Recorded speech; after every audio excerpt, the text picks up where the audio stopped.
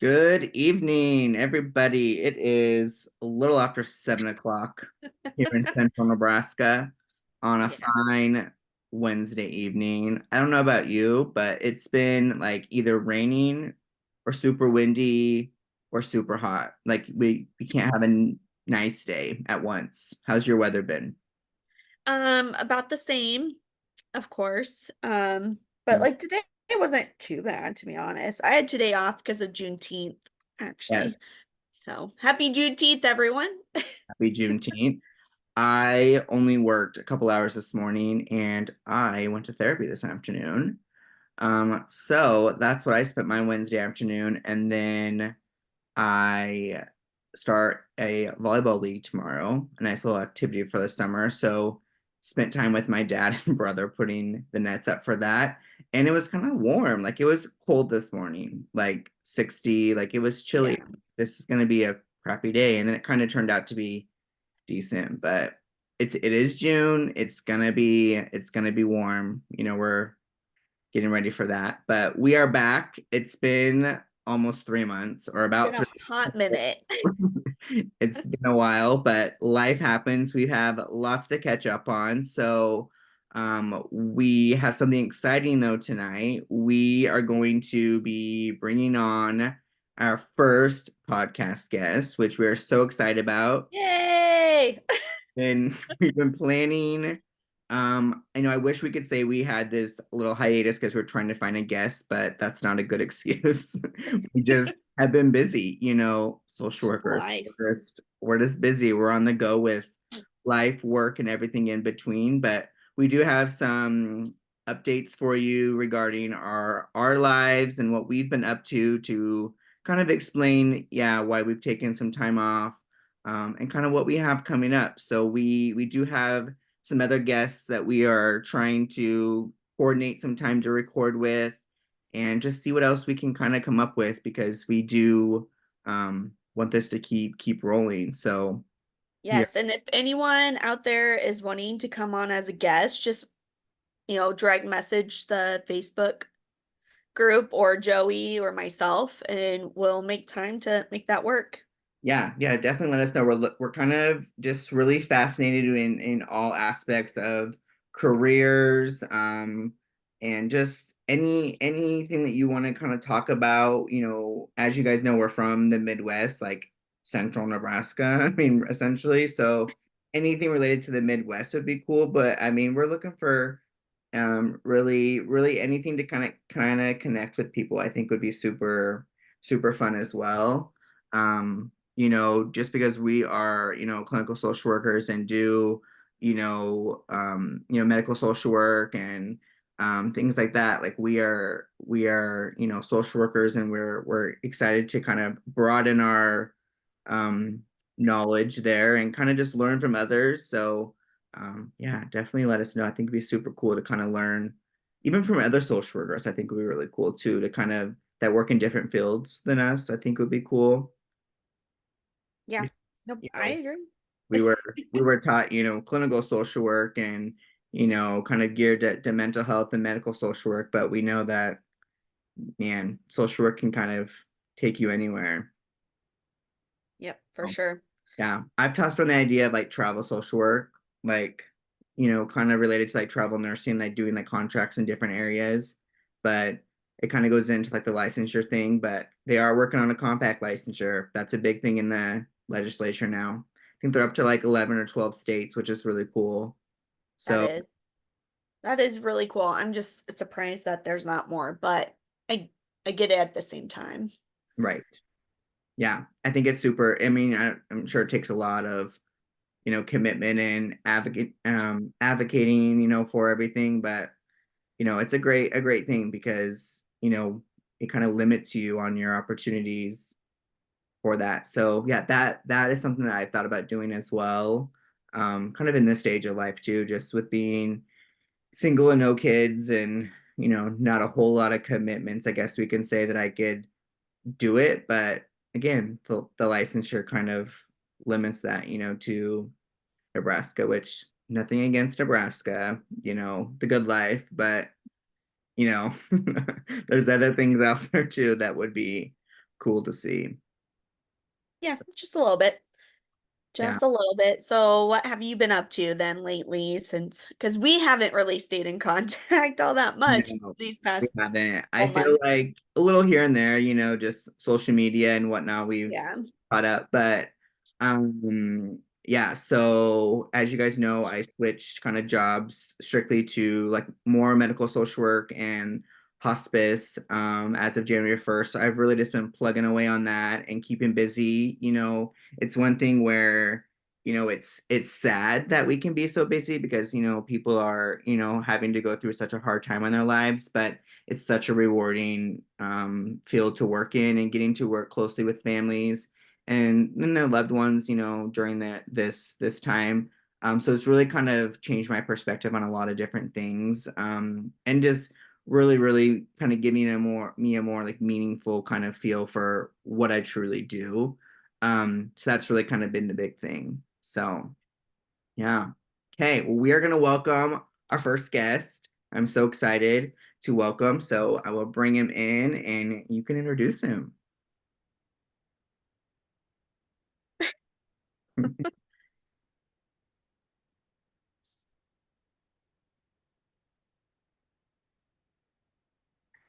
Jacob, you have to put on your video and on your mic.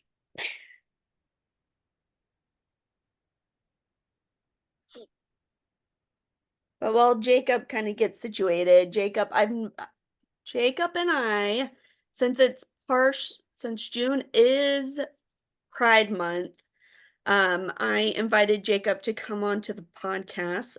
I've known Jacob since, gosh, I think when I was a sophomore and he was a freshman in high school, and we met at a Catholic retreat. So that's how we met. Love it. Oh my Hi. gosh, it's Jacob. It said like, this is being recorded. Do you want? Is it okay? I'm like, yeah. And then it muted me and it blocked my video. I was like, why did you ask me? Okay, anyway. Okay, yeah, we're fancy around here. Yeah, I know. I only expect the best. Anyway, continue about the Catholic stuff. That was my favorite part. Yeah. Oh my gosh, it's been so long since I've seen It's been you. a couple of years since I was in your presence. This is true. I Yes. love it. Yes, it's been a hot minute, but I was Uh, just gonna it's like at least 95-degree minutes. This is true. Yeah. yes. All right. Yes. So I was just kind of telling Joey how we met. Um, and then from there it went from MSN Messenger. Oh God. I love it. Yeah, Yeah. this is the dark ages. That kind of ages us for real. No, Yeah. it makes us distinguished. There we go. That's what it. Yeah. Distinguished. I can recall like just coming home after school, like first thing you do is hop on MSN Messenger. I love it. And we had then there was AIM and there was MSN and there was AOL and there was all of the things. Oh, I love it. So did you guys went to the same high school? No. No. Okay. No. So I mean, we're from Northeast Nebraska, and like her town was Creighton, mine was Plainview, and they're both like around 1,000 people, and it is about a 20-minute drive from one to the other, Yeah. approximately 20 miles, whatever. And so we were in the same, like, I forget exactly, like, we were both in FCCLA and stuff, so we were in the same conference. So I think I saw you at a couple of like school events because our schools were in the same conference, but Okay. yeah. Wow. So you were close. Yeah. I grew up in dead central Nebraska. So town of woo like a so they always like update your town signs. I think ours is like a little over 200 now, but very small, very very small. My dad is from Bruno, Nebraska, which is 99. Oh, okay. So Yeah. we'll yeah, so it's definitely small. So born and raised there, and then I went to college and then came back. So definitely it's definitely different. Like when you leave and like even go to Grand Island, Kearney, those are like the big cities, and it's just so fun to like connect with people that like you have to drive 45 minutes to a Walmart, and I'm like, yeah. I mean Yeah, that's Yeah. that's Nebraska for you though. I mean, but Well, and that's what's so funny too is that like what's kind of funny is there's a lot of small towns like right now I'm in Des Moines, Iowa, and mm, it's like I've only been here since November and I graduated from Iowa so I kind of know Iowa a little bit, but I'm in at least there's like Kimball, I forget what it is. It's only like 20 minutes away, but Des Moines area has 800,000 people. Now, mind you, Omaha is probably what half a mil, but it's 2.5 hours from my house to Omaha. So it's like we are not near anything. It's like it's okay to be in a small town when you can drive for 30 minutes and get to a giant mall, get to a professional sports team, get to a concert venue. But when you have to drive 2.5 hours just to like get to civilization, yeah, Walmart, that's Norfolk, Nebraska, that's 20,000 people. Woo! yeah, right, So there's a small town and there's a small town. There's two different kinds, you know. for sure. Yeah.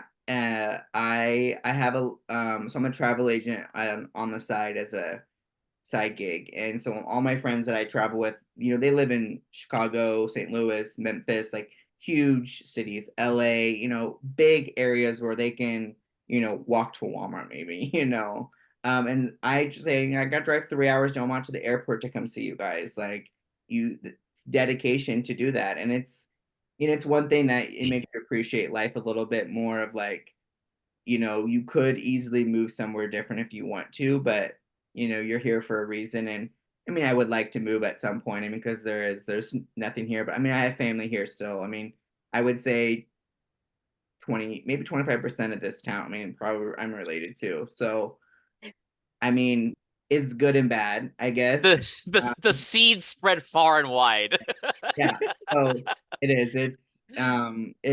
It's nice, but again, it's tough too. So I think it's a great thing. So Well, and I don't know like how much you want me to get into right now, but you're talking about like different cities. So I've lived literally everywhere. Caitlin can attest to this. mhm. So yeah, I'm originally from Northeast Nebraska. At my first college, I'm a proud three-time college dropout. Thank you very much. If that ain't Nebraska, I'll kiss my ass. I love it. Mhm. But my first college was Hastings College. I went for a year. This was again not to date myself. 2010 was my first year of college. And then I lived in Iowa, I've lived in Ohio, I lived in North Dakota. I lived in Brazil in two different cities. I studied Portuguese in college, so I lived in Brazil, studied abroad there as well. Then I taught English in China for 3 years, pre slash during slash post COVID, so 19 to 21. So I've literally been around every block, and I mentioned that for a couple of reasons. I mean, you talk about like big cities or whatever. It's like I'm I'll always be from Plainview, Nebraska. I'll always be the small town kid. Like it's like one of those things where I can go into the country and not be like, oh my God, ew. I can do that. At the same time, I'm a city boy at heart. Like I want civilization. And I feel like that gives you a well-roundedness that some people don't have, one way or the other. Either they grew up in a small town and anything more than 100 people freaks them out and, whatever, city slickers, or you're from Manhattan and it's like, oh, a small city of 100,000. It's like I've seen all of it. And so it really does, like you said, it puts that in perspective of, you'll in Nebraska, you'll drive an hour and leave the county. And in China, for example, the city I lived in was called Shenzhen, 20 million people. You go an hour, you're like halfway across town, you know? So it really does put things in perspective. Like, what is an hour? Like, you mentioned for friends, what is it to see a friend, to drive an hour to see a friend?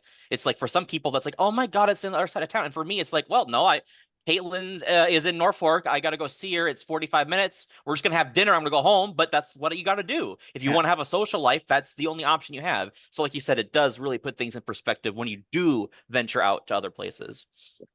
yeah, absolutely. I think that's a great way to put it. I definitely do like to travel for sure. I mean, obviously part of being a travel agent is we do travel a lot to go new places and whatnot. We go to Disney a lot, so that's kind of our specialty. So we go there a lot, and some people are like, oh, you're going to Disney again, but I mean, there's so much new stuff going on there. So a lot of times my friends, some of them will just like, what are you doing this weekend? You want to go somewhere? And sometimes I can pull it off because it's, that's just, I have the capabilities of doing that, of being single, no kids, and, I live on my own and, don't have any commitments, whatnot. But also, like, when they want to go do stuff like that, it's like they some of them, have the luxury of being able to do that all the time. And sometimes that can be, I kind of feel bad of not able to go and join some of them on those trips. um but one thing is, we always try to plan things. I'm a big like planner, type A. Like, I need to know where we're going, what are we wearing, what time we need to be there, how long we're going to be there, can we be in bed by 8, is there going to be food involved? Like, I'm hardcore planner. So I also like will not go on some of those trips if it's like planned 2 days in advance, because I'm like, this is going to be a shit show. I can't do it. But Well, see, that's there's two. I mean, this is a whole tangent. I hope you're okay with tangents, but this is a whole thing that like, okay, so Caitlin, I'm going to tell a story about Caitlin here that's yeah. slightly mildly to slightly embarrassing, but it's just like the different kinds of people. Like we would, it just sticks in my brain because I grew up like this. Like my dad always says, all the roads in America are connected. You will get there eventually. How many times were we driving around Norfolk or whatever, and I like didn't take the most efficient, and Caitlin would be like, "You should have turned there." It's like, okay, I will. We will arrive in one piece. But it's just because like I'm kind of the opposite in that way. Like for me, it's like I don't want to say it's all about the journey, but it's like we're going. We'll get there. I don't really care. When I lived, I always say like in Brazil and China, I never rarely did touristy things. For me, it was about I want to go hang out with the locals. I want to go to the local cafe. I want to go to the hole in the wall restaurant. I want to go to the local club. I don't want to go to where all of the white guys are with the cameras around their necks. That I don't want to pay $25 to get into this place. I want to go to like where the real people are, but I want to experience the real life. So when I lived in China, people would say, "Oh, your life must be so interesting living in China."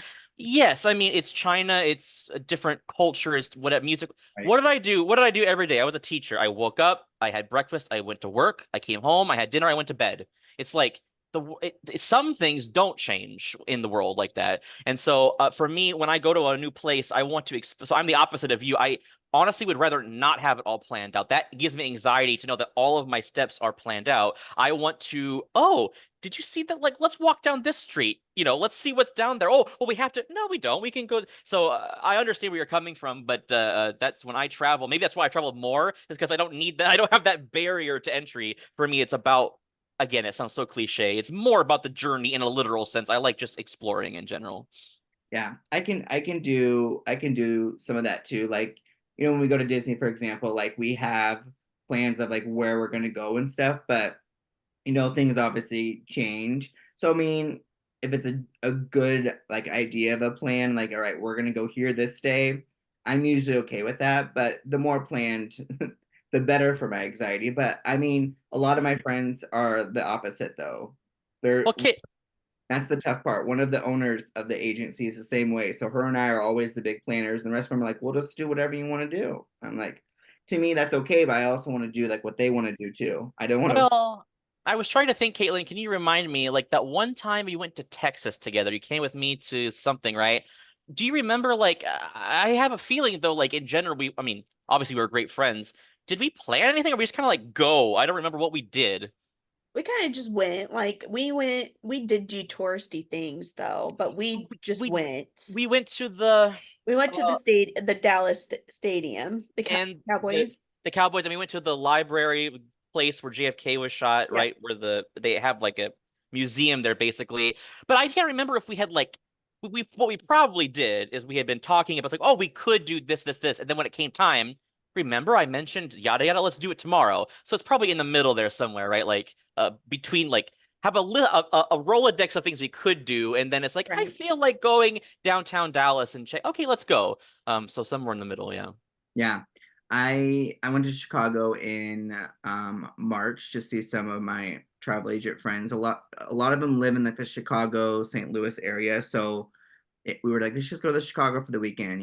We hadn't really been there. Well, two of us really. And again, like, we had some plans of what we were gonna do. We knew we wanted to get like tattoos. We were gonna get these matching tattoos, and so we knew that was like the big thing. But we did not like pre-book anything. And I'm thinking like, we have like a local tattoo artist here who I can just message and he usually can get me in like relatively quick, like sometimes same week, like which is cool, Nebraska for you. But I was like, guys, it's probably gonna be really tough just like walk in and let you know. And by the grace of God, we were able to go in, like sign our waivers, and they're like, it might be like a couple hours, and I'm like, great. So there was a Target across the street. Again, so like let's just go walk around Target for 2 hours because again, luxury for me. So we did, and they You ended could up do that. yeah. They called, Yeah. they called us and an hour later said that that person canceled them so we could come early. So I'm like, again, you guys got super lucky because I mean, you guys can probably imagine how my anxiety was during that. But that was a fun experience. And the rest of it, I mean, we had an idea, but again, like no major plans. And I was okay with it, but it was tough for me. So I have some friends that will go along with it and some that are like, we know we're going to Carney, for example, let's just see what happens. And I'm like, all right, so I get it. The It's tough. throbbing metropolis of Kearney, Nebraska. Carney, That's my favorite. Nebraska. Yeah. But it kind of takes me back to like in high school when we were able to drive and we would literally just I would just drive to Plainview and we would literally just do whatever without a plan, Mm-hmm.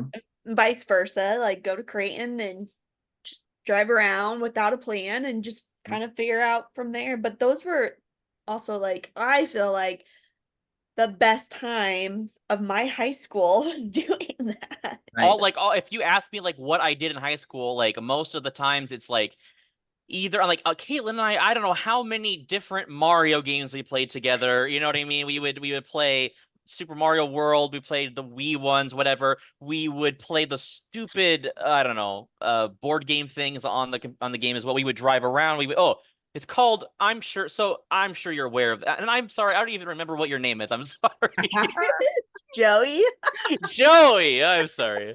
I can hardly remember my own freaking name. So anyway, uh, so Joey, I'm sure you're aware of the term called doing whips, or no?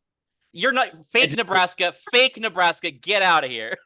I mean, maybe I know it as something else, but Okay. Is there another term for it, Caitlin?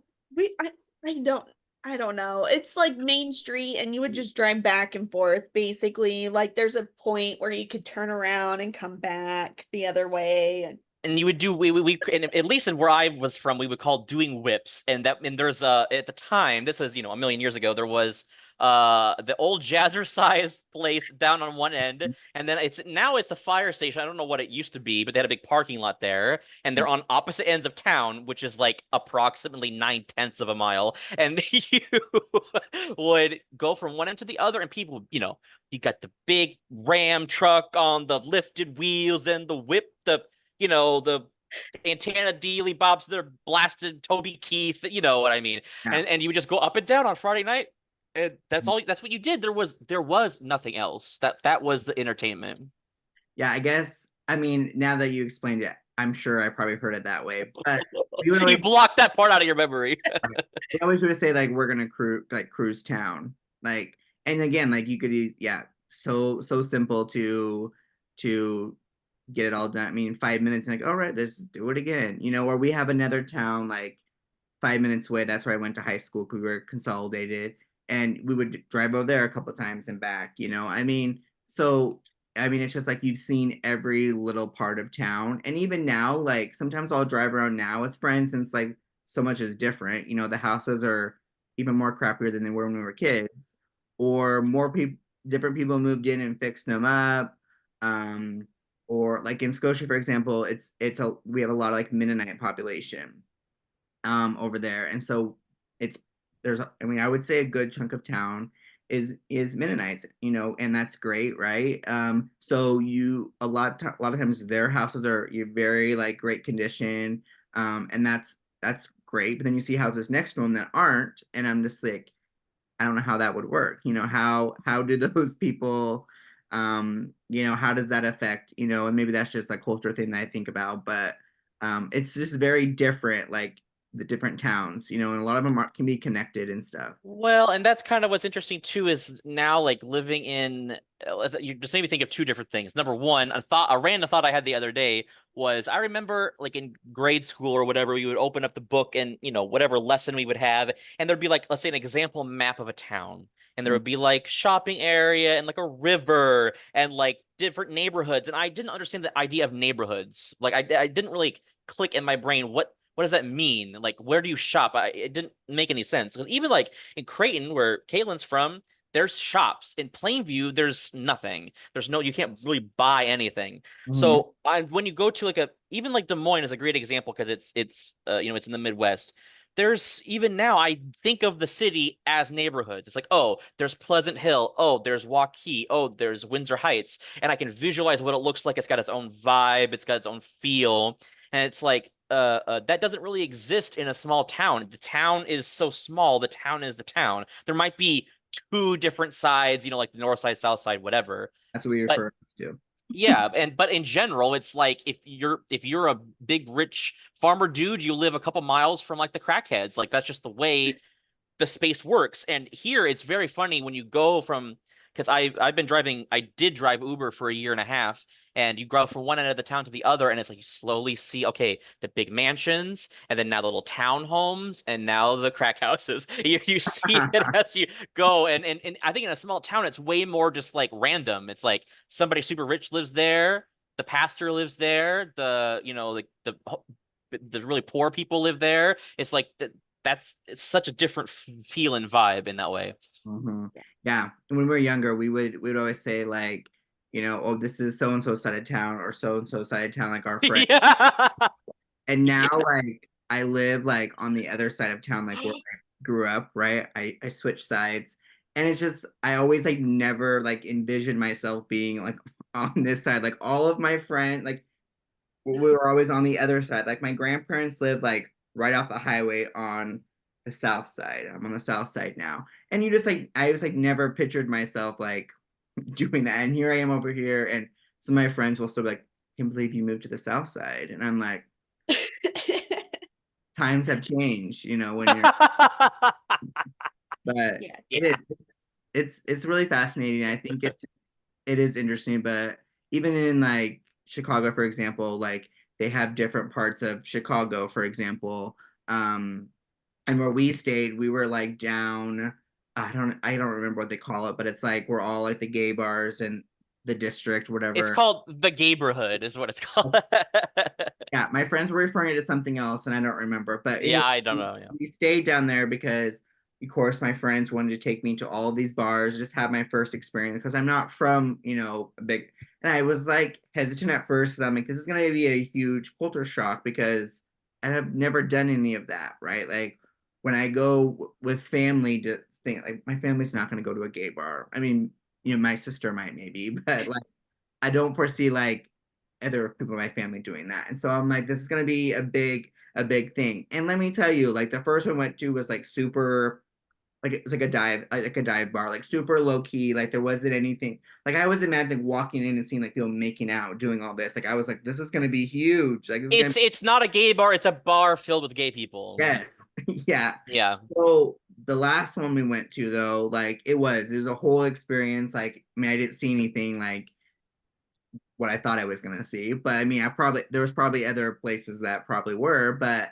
it's just like it was a whole big thing, and so that's a whole like thing where that makes me hesitant of moving. Of like, it's gonna be a huge culture shock. Like, Well, I think that for speaking from experience, like I'm in a little bit different disposition than you, like we talked about with the planning things or whatever. But also, like it is, but also you start to realize that two things can be true at the same time. It's very different, and that doesn't mean anything, right? mhm, Like for example, now I live in Des Moines. I live in the neighborhood. Technically, it's called East Village, which is right downtown, essentially. And the funny part is that like I'm not a goer outer. I would rather sit at home with an ice cold Coke Zero and play my PS5, you know. But I like having the option of it being nearby. So just because I'm here doesn't mean I'm in the action. You know, we just had Pride last weekend and I didn't really go to anything. I was busy and it was a lot of people and I don't like big groups, but I could have. But it's like I like having it nearby and being in it. So just because you move somewhere else like that doesn't mean you're, like I said, your Mhm. life doesn't really change that much. You're going to be waking up, going to bed, eating dinner, yada yada. But for me, I like having the option. I don't go out a lot, but when I want to go, I don't want to drive 2.5 hours to Omaha to do Yes, the thing. You know what I mean? I literally, you walk down the street, it's a block and a half to the gay bar. You can have 2 drinks and come home and be done. And that's like the best feeling ever because I don't want to be out all night. for sure. For sure. So I don't know if you've I don't put you on the spot, but have you watched any of our episodes? Yes, every one of them 45 times, actually. Wow. Right. The one where the things happened, that was my favorite. Oh, great. Oh, so Caitlin and I met in grad school, good old grad school during the thick of COVID, end of Mm. COVID, but so that's where we met, and it was like I don't know when I feel like we started this a long time ago too, but it was just a weird coincidence where we both have like been thinking about doing a podcast, didn't really know like what we wanted to do with it, but we were just messaging and we're like, she's like, hey, like I'm thinking about doing a podcast. I'm like, whoa, me too. What So episode are we on, by the way? That's a good question. great question. I think like 9 or 10. So Okay, I was like, does that mean we're like so deep? It's like 480 something. Okay, oh okay, no, we're No. this Oh is God, no. this is the first season, so that's why it's a little season a one. little a little, you know, We just got picked up by NBC for the first run. We're like in the first, yeah, uh-huh. yeah, we're hoping that we get picked up. So we did, and this was poor planning on my part because we didn't know how this was going to go, but I did an episode of my coming out journey. I don't know, that was like 3, 4 episodes ago. Now looking back, I probably could have done it like this month, since it's Pride Month, We but didn't think about it. didn't It think was the you should be proud every month, okay? right. Yeah. Man, so proud. So backstory with that is I guess we can say a late comer outer. Um, I was 26. I think 26. That's what I just keep saying. But so I was late to the party. But obviously, like years before that, people knew like it wasn't. And so my journey was not like negative or poorly, planned, anything like that. But I know like some people's stories are not. And that was like, I think part of the reason why I waited so long was I didn't want like anything to happen like in school, like with bullying, which nothing did. Now looking back, I'm like, nothing did though. But again, so that was my story. I was obviously older, and I wasn't really ever planning on actually doing it. I was just like, I'm just gonna see where life takes me. Like people know, like, I mean, my parents weren't like super shocked. Like, my dad and I haven't really like ever sat down and like had the conversation, but he knows, like, and I have two cousins who are gay. One of them has been married for years. I think he's like 10, 15 years older than me. They adopted a baby, and she's Black. So that was a huge shock to the family of like, first off, gay marriage, second off, adopting a Black baby. Like, I don't think there's any like racist members of my family, but again, like, it's shocking for things to happen. And so that was another part of it of like, do I want to do this? But there was never any negativity. And so that's where I want to hear kind of maybe your story a little bit and kind of hear your backstory and kind of see where life is taking you.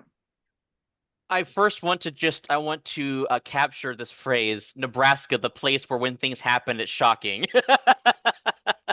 Yes, for It's sure. shocking when things happen. That's It the is. best sentence ever. But yeah, so I have actually, so it's interesting now that you told me your little story about your side. I have a couple of things that are similar and a couple of things that are completely on the opposite end. Hmm.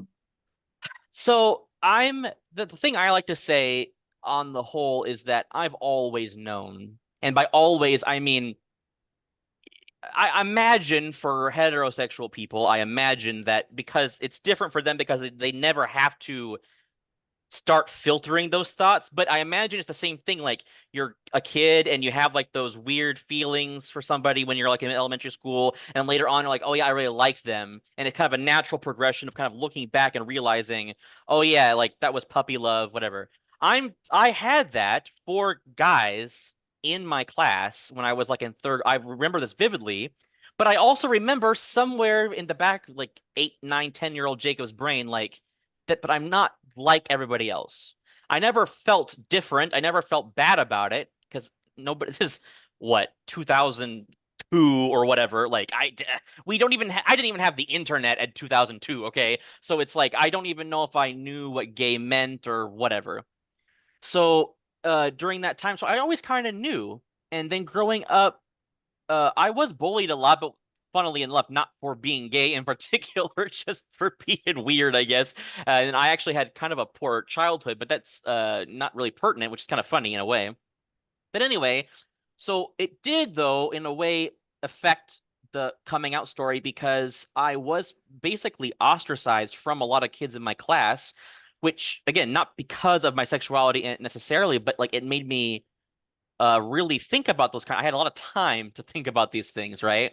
And um, so finally, when I my last day of middle school was when I changed schools, went to high school in my hometown of Plainview, and when I started my freshman year, I kind of had started to decide that I wanted to come out. I kind of by this time it's like 2006 or so, and I did have the internet and I did have a computer, and I kind of knew what was going on, and I knew I'm going to go to college soon.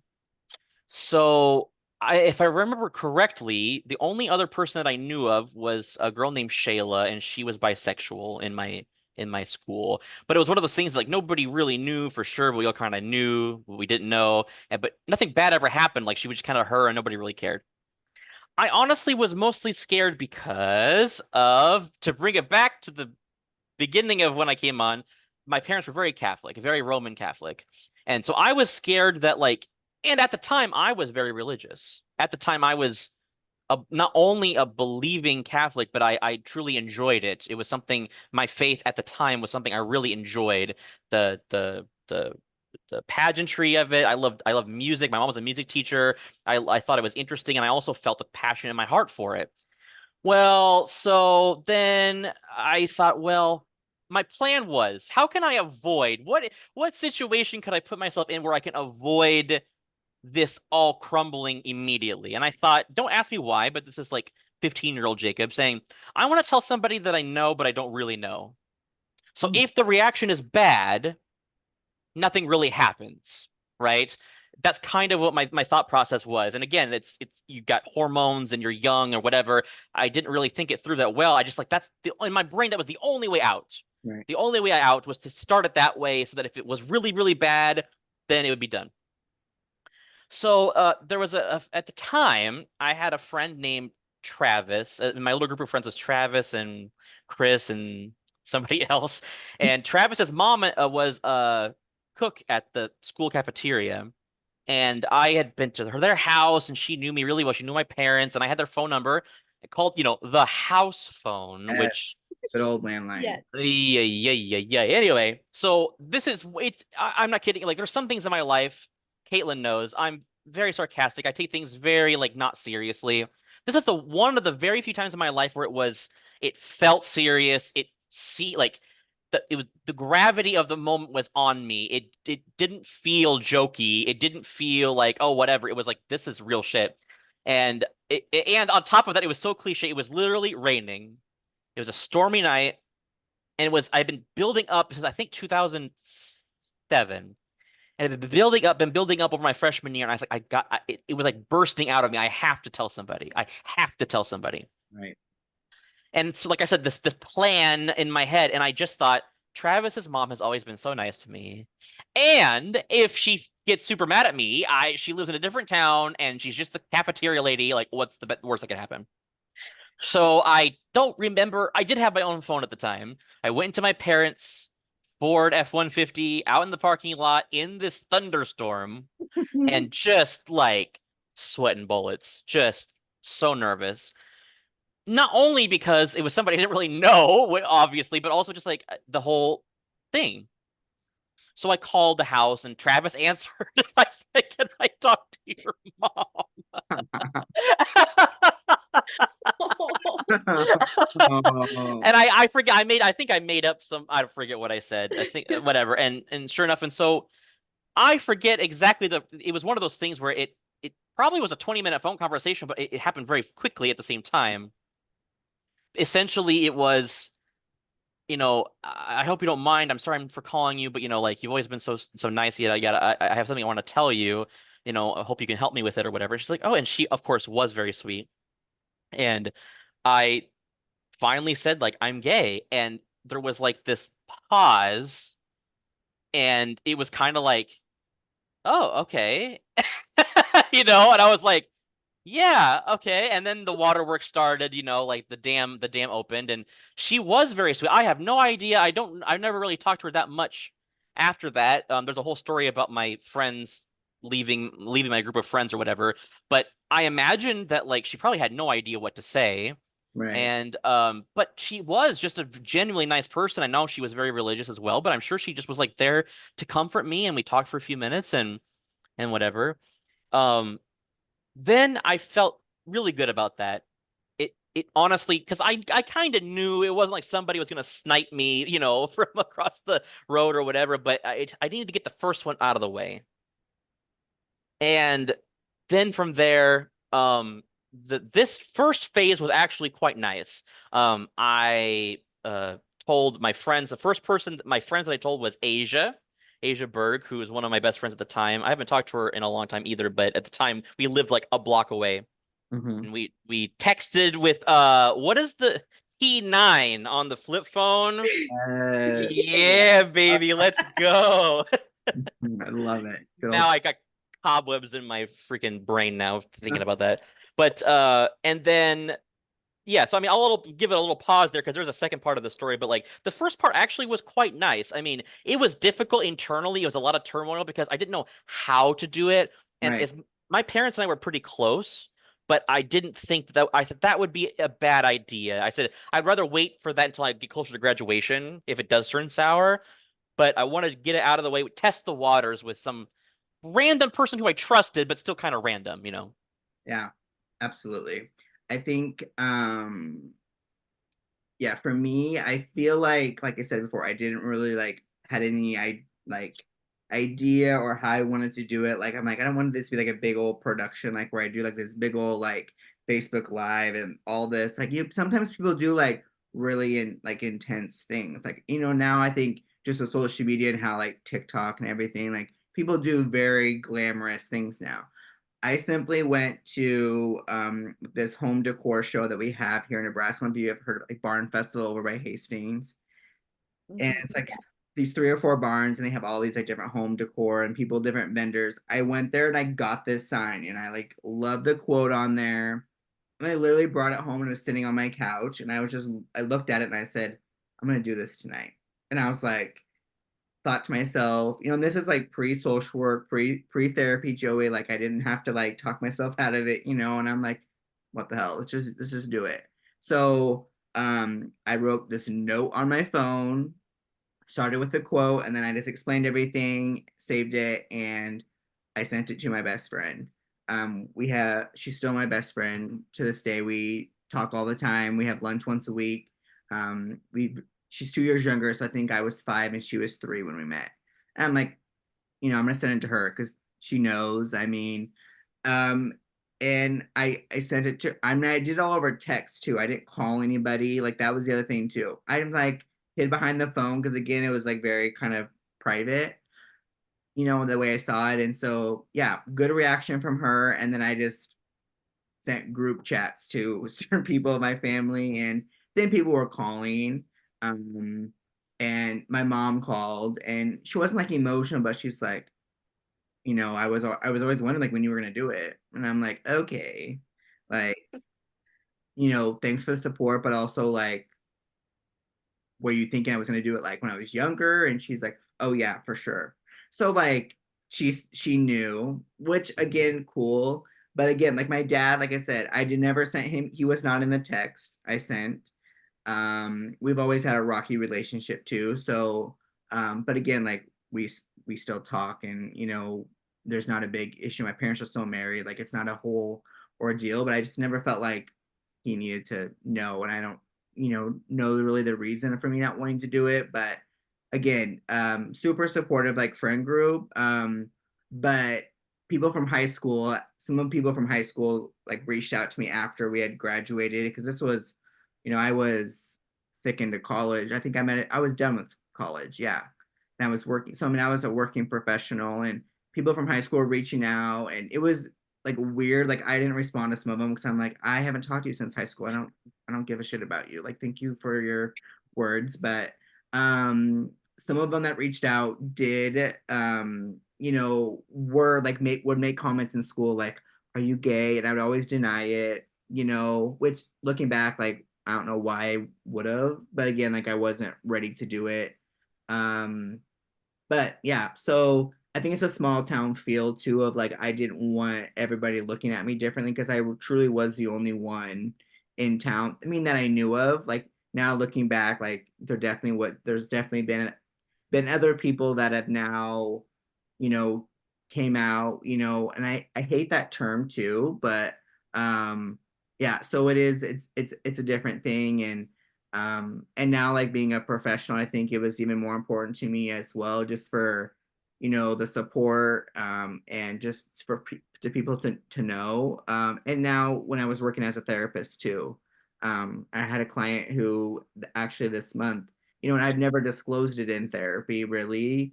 And she got on and she was Happy Pride Month, and I was like, oh, thank you. So again, like, it's a different feel, but I think everybody's journey is so different, and that's what makes it unique, and that's where I'm always curious to kind of see how it is. Well, and that's the thing, like really, if you want to dissect it for me anyway, there was kind of three parts to it. There Right. was the letting somebody know in general, there Right. was the parents, and then there was like my school life. And so like those were like coming out isn't just like, oh, I've come out and now it's over. Yeah. There's ripple effects, whether they are good or bad, small or large, there are effects. And that's what people don't understand is that like, in 2024, it's as you know, it's not as necessary as it used to be to quote unquote come out, whatever that means necessary. But at the same time, like it's a turning page in a non-heterosexual person's life where you say, I'm going to, when somebody asks me if I have a girlfriend, I don't say no. I say, no, I don't have a girlfriend. I have a boyfriend, right? Like that's the difference. If you could just say no and answer the question they asked you, which was, do you have a girlfriend? No. But if you want to be authentic to yourself, if I ask Caitlin, do you have a girlfriend? She'd say, oh no, I'm straight, but no, I'm single, right? Like you would correct them. And that's like the difference is like, I'm my own person. You're not going to put me in boxes. I'm not going to put myself in a box anymore. And the last part of the story that I think is interesting to this conversation is uh two little quick stories, which is number one, church wise, that's the beginning of the end, church wise. Essentially, a couple years later, I had still kind of been into church and I still kind of liked it. Mhm. My senior year, we were in CCD, the Sunday school kind of dealy bop for Catholics on Wednesday. Yep. And I told the leader guy, because we were, graduating soon, and I told him, and essentially I got not no yelling, no screaming, but like I got the you're going to hell, you need to repent talk. Mm. And this is after, and this is we could do a whole episode on what is it called that we met? What is it called? Oh my gosh, it was in Lynch. The retreat. Yeah, Yeah. I can't think of what it's called, but And I want to say that I was maybe a junior and you were a sophomore because you yeah, you had already come out at that point. that was yeah. So I came out Gosh the darn summer it. before summer sorry, the summer before sophomore year, and then that was in the fall, I believe. I can't think of what it's called, but we could literally do a whole episode on that, so we'll do part two sometime. But then the other thing was my family, real quick, like I was gonna tie off of what you said about your dad. Long story short, mom and dad found out, and dad and I never talked about it. And this is kind of like what makes me smile when I think about my journey. My mom and dad had this fight. As Caitlin knows, my family is interesting, and all you need to know is they were having this fight. And my mom, there was throwing things, they were shouting, whatever. Mom left. We were sitting at the counter with my dad, and it's dead quiet for like 15 minutes. We're just sitting there in dead silence. And my dad's always drinking a Budweiser. And after about 15 minutes, he gets up. And mind you, like you said, we had never talked about the word gay has never left my lips before then in front of him. We never talked about it. He gets up, he turns around, he puts his beer on the table. He says, Jake, thank God you don't have to deal with women. I said, okay, first of all, kind of sexist, but also like I know what he meant, and it came from a humorous, loving place of like, I'm glad you don't have to deal with this kind of thing, is what he, and it was his way of connecting with me on his 60-year-old dad level, of that. And it makes me smile just because it's like that was his way of relating in a way, and that let me know that like it was okay that he had taken the time to think about it in that way, and think like, at least to have that thought like, oh, at least Jacob, he's not gonna have girl trouble at least or whatever. So I think that like we had issues with my parents. It wasn't all smooth or whatever. But at the end of it, like it came out pretty good. And I think that's the thing. If you already didn't have a good relationship with your parents, I think it's not going to fix anything, and it's probably not going to make it worse. And so I think if you do have a knockout, drag out relationship ending thing, you probably didn't have as close of a relationship as you thought. No, I'm not saying that's a general rule, but I'm just saying like I think that's a majority of cases where you think you have a close relationship, and then you say, Mom, I'm gay. And she's like, oh, Jesus is sending you to, it's like, well, you probably didn't know each other that well then, Right. probably. But Yeah. anyway, yeah. I grew up Catholic as well, but I stopped going to church when I was like eighth, ninth grader. My So great, like yesterday.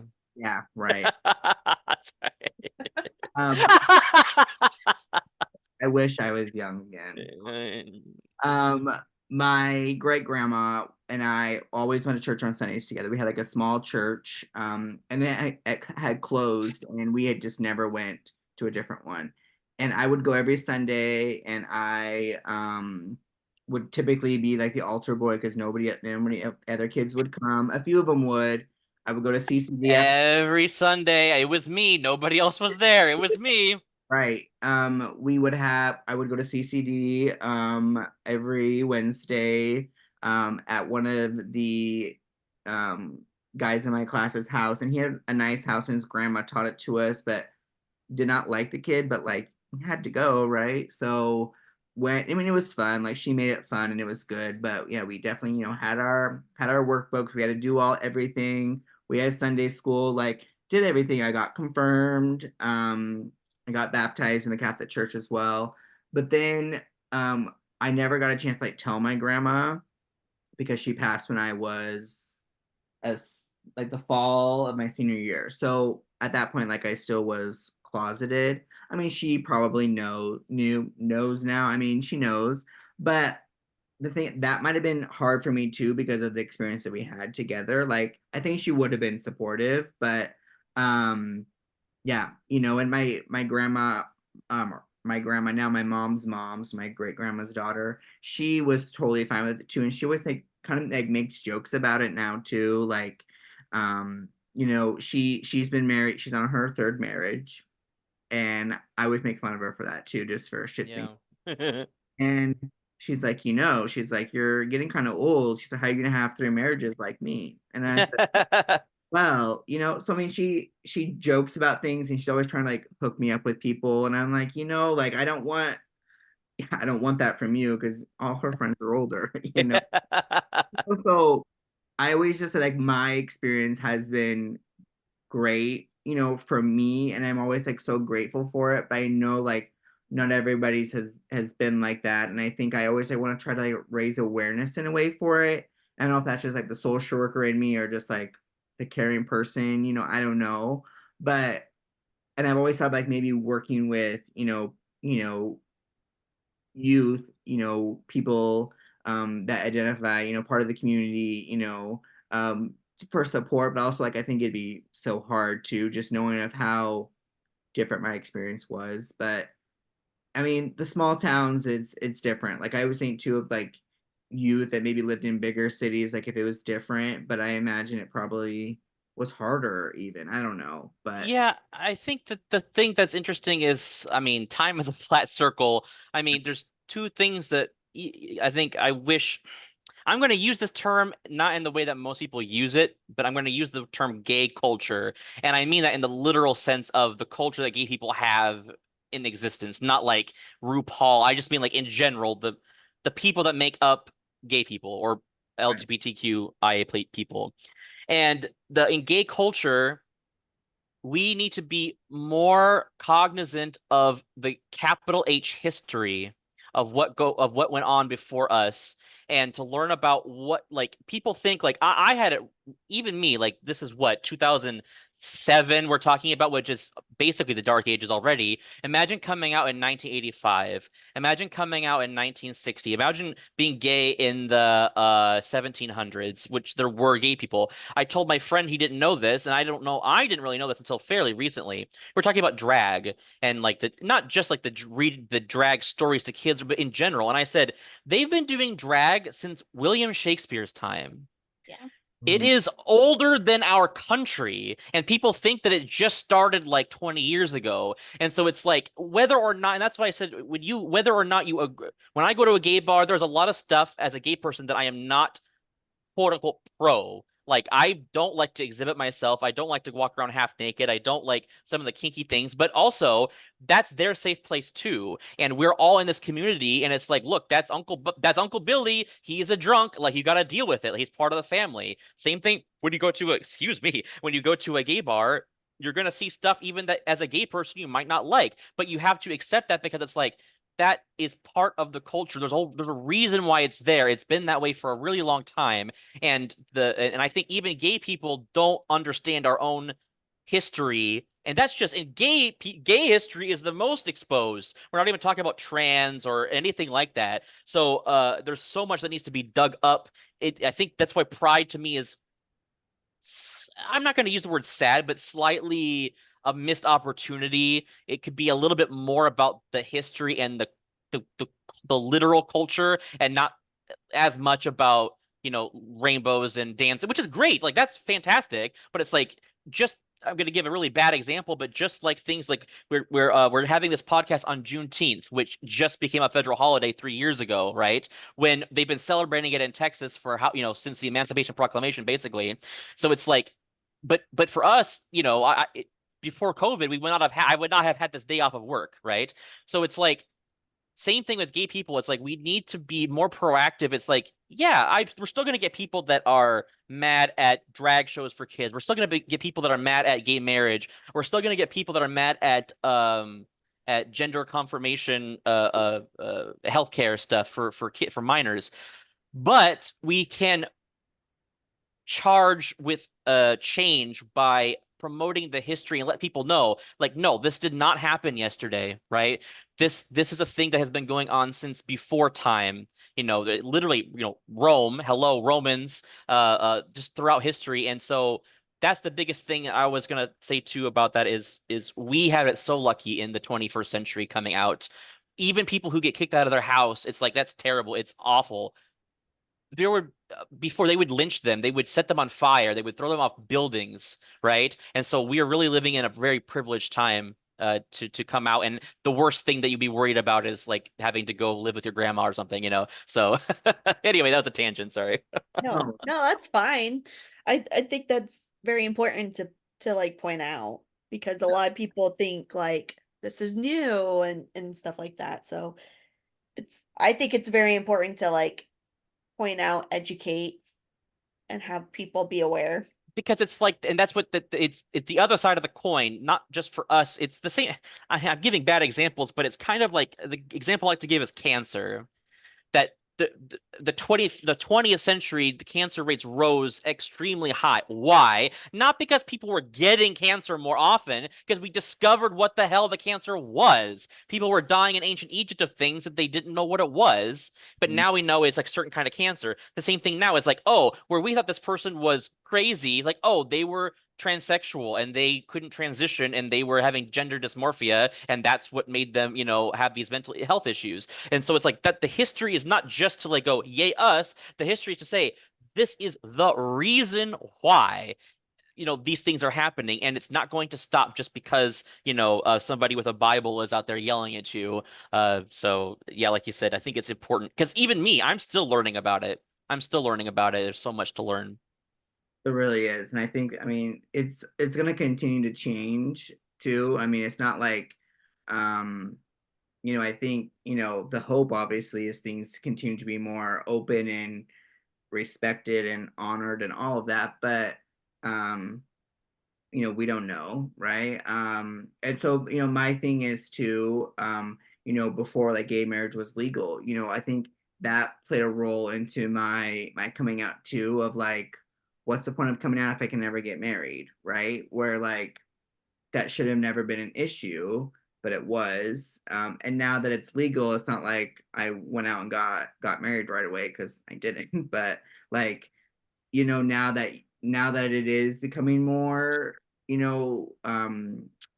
like respected and aware of, it might have made the decision easier for me. But I mean, it's you just never know what's gonna happen too. And I always had big plans like to be married by the time I was 30 and have a family and all of that crap. And I mean, not saying that just because I'm gay, it's made it harder. It's just I'm probably just not at that point, or I also live in BFE, Nebraska, and there's not a lot of options. I mean, It's, and I would say you're right. I wouldn't say harder. I would say it's a different path, right? And people, you can't look at gay marriage or gay relationships the same through the same lens at which you view heterosexual relationships.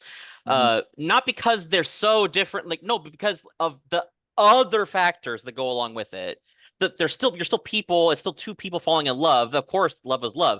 But there are things that a straight couple that goes through that gay people don't have to go through. There's things that a gay couple, vice versa, right? And so it's like you can't apply the same lesson both ways. So like you said, oh, it's not made it harder. Again, I agree with you, but also I would say it's way different challenges, different roadblocks, different preconceptions and stereotypes and stuff. So I think that that's the next step for our society, in this decade, in the 20s, right? Maybe by the 30s, we'll get to the point where it's like, okay, we kind of accept, and we're already turning that way, where, people will say, oh, this is my husband or my wife or whatever, and nobody really bats an eye at you. They just kind of understood and you move on, right? They might get some funky questions, but we're turning that corner a little bit now where, because what are people worried about? Transsexual, we were worried about gay people kissing on TV 20 years ago, and now we're already up to, now granted, it's still important, we need to fight for it, but now we're already all the way to the T in LGBTQ, right? Where we're moving forward with progress, and this too will pass. We'll get past this time of gender therapy and all this stuff. People stop banging their drums about it, and it'll be normal, and we'll get there. It'll take time, but I think we'll get there. yeah.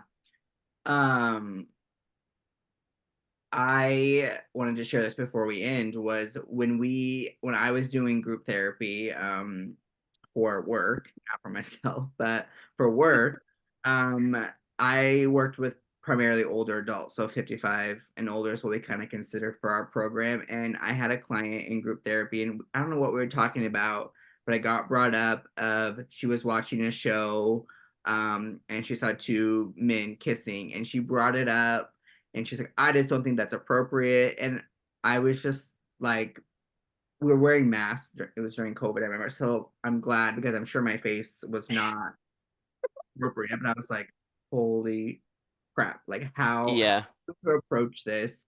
Because I never have announced it to them again. None of their business. But again, they could make their own judgments. And I finally was just like, unfortunately that's with today's society, that is what it's becoming. I think it's a great thing, but not everybody has to respect it. And you have your views and other people have their own views, and that's how it is. And then I changed the subject, but she was always so fixated on, like, she brought it up with the other clinician who was a female too, and my coworker, was very, very good about shutting it down quicker than I was, probably just because my reaction was different. But it was a big deal. And that was my first eye of like, wow, we still see some sort of, I don't want to call it discrimination, but I guess we But can. this is what's different about, and this is where I say, like, and you could apply this to a lot of different things, which is, and the same thing goes for gay people towards other things as well. It's not just the other way around, which is, I don't think this is appropriate. Great. And Yeah. what would you like me to do about this? Yeah. It's like, oh, I don't like the music they're playing. Great. Go listen to something else, right? Like, same thing with me. Oh, I don't like so this is the one of the few anti political correctness things that I have, which is like, just because a gay person does it doesn't mean it's good, right? Just because something's going on and just because they're gay doesn't mean they're on your side, on your team. And so it's like pro gay does not equal good. So I think that, like, that's another thing that, as a gay community, as a queer community, we need to accept too, which is like, yeah, we are putting every gay person under an umbrella is the same as putting every Christian under an umbrella. But you get a Catholic and an evangelical to agree on anything? No. You get me and some, like, I don't know, rich gay guy who lives in San Francisco to agree on some things? Probably not, right? Just because we're gay doesn't mean we're identical. And so I think, like you said, I don't think it's appropriate. I don't think so and so yada yada. I don't like the way they talk to me about blah blah blah. Okay, well, they're straight, you're not. They're, of course, being disrespectful, but there's not much you can do. Like, it's 2024. Like, say, okay, get over it and move on with your life. You can't always be living in a land where everybody says the things that you want to hear. So, Right. yeah. Yeah. Yeah. When I first came out, I had some friends like, oh, my cousin's gay. You guys should hang out.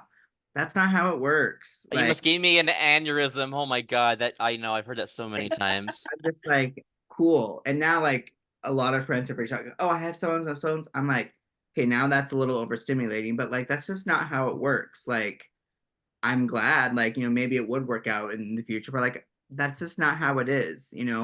Um, and I've had some people like reach out, like, honestly, too, like, we've talked a little bit about this on the podcast before, but like, I've had straight people reach out too, just for like, secret little hookups. And I'm like, and I never thought that was a real deal. Like, I used to see it like on social media and stuff now, but like, I never thought that was so like real. And I feel like it's probably more common in bigger cities too, because you can get away with it. But here, like in small towns, like the people that have reached out, I was like, I mean, maybe it'd be fun, right? That, it might be, but also like I that, plead the fifth. that's yeah, I'm like that would be, yeah, like I can plead you too. But, like, that is so like weird. Like, I don't know. I never thought it would happen, but like also to me, I'm like, wow, like, is that where I'm gonna be known as like the only gay person community that hooks up with straight people? Like, I mean, I don't do it all the time, but like it just it's another thing that's like the stigma maybe around it, or I don't know. So Okay, give me 5 seconds. I have something interesting to show you. 1 second. okay.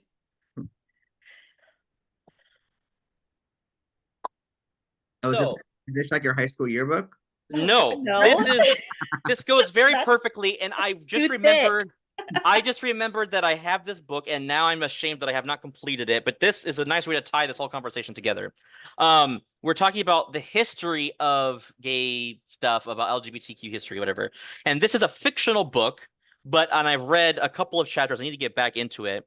This is called The Prophets by Robert Jones Jr. It was I forget how I found it. It's won some awards or whatever. This book is basically, let me boil it down for you. It's basically about two slaves. It's Juneteenth too. We're tying everything together.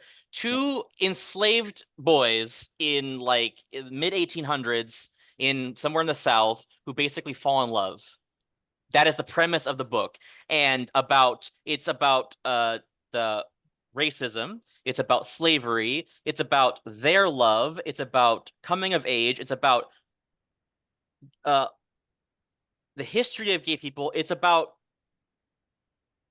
gay culture in the Black community. It's about gay culture in the white. You know what I mean? And it's within the slaves. They have issues within the slave owners to them. They have issue, right? It encapsulates all of these things, and it's one of those books that for me, it's very difficult because I'm a very empathetic, very emotional person. This is why I don't watch TV or anything, because like I really it gets me, especially like gay romances. I just, oh my God, it kill me. But this is one of those books that it touches on everything that we talked about in a very, there will be something for anybody, I think, to latch onto, whether you're straight or gay or Black or white or whatever. It's about slavery, it's about gay history, and it's beautiful. And so I just remembered that I had it, and I looked over there, and I sure do, and I want to go back and read it. And I really highly recommend it. The Prophets, Robert Jones Jr. I cried in the first chapter, so it's fine. Love it. Yeah, I think that's very fascinating. I'll have to add it to my list. I have so many books I need to read. I buy new ones all the time. Like you have a whole bookshelf that you need to read, but You and books is like me and video games. It's like, oh, I want to get the 60. You just bought it. Just Jacob, you just bought one. yeah, you got to finish it up. Yeah. Well, I appreciate you coming on and having this conversation. I think Yes. Thank you for that so No much. problem. I have, if you, Caitlin knows the part I have part 2. So when Yes. you're ready for part 2, what is the name of that play? I can't think of what it's called, but Quest. Oh, yes. Yes. There you go. It is a cluster of, it's a It's an bucking cluster. overnight. Oh my, it's an overnight thing. Let me just tell you, there's speaking in tongues is involved in this story. Crying is involved in this story. Yes. There's cute boys involved in this. There is. And Jacob as a ninja. Yes! Oh my God! So that's a preview for some episode in the future. There you go. I appreciate it. And we will see you guys soon for the next episode. Yep. Bye. Deuces, thanks for having me on. I appreciate it. Yes, thank you.